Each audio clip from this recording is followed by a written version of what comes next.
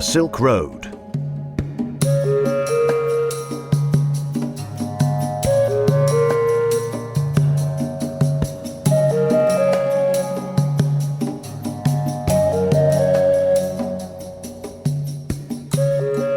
Nowadays, products from all around the world are just a click away.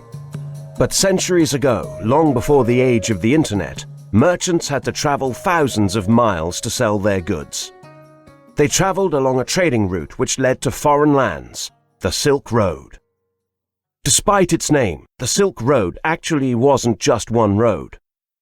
In fact, it encompassed a number of routes over land that connected the great empires of Asia and Europe.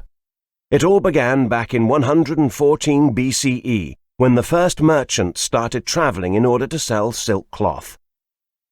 Silk soon became a luxury material, and for years Asian merchants transported not only silk, but also porcelain, jade, spices, and tea. Very few merchants actually traveled the entire length of the Silk Road. Instead, goods were exchanged at trading posts along the way, such as Alexandria and Istanbul. In Kazakhstan, one of the main Silk Road routes ran across the southern part of the country. For centuries, traders traveled along the Great Kazakh Steppe, carrying silk and other exotic goods, making stops in caravanserais, which later turned into small settlements and then into towns or cities. However, it wasn't just cloth and spices that were traded along the Silk Road. The merchants soon learned each other's languages, and when they returned to their homelands, they brought with them new ideas and attitudes.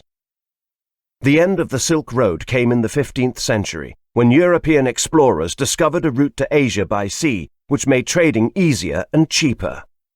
At the same time, the discovery of the Americas uncovered new trading opportunities to the west.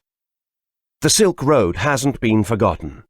In 2014, 33 sites along the eastern part of the road were made a UNESCO World Heritage Site, and each year, thousands of tourists travel to the Silk Road to visit the magnificent trading cities and retrace the footsteps of the ancient merchants.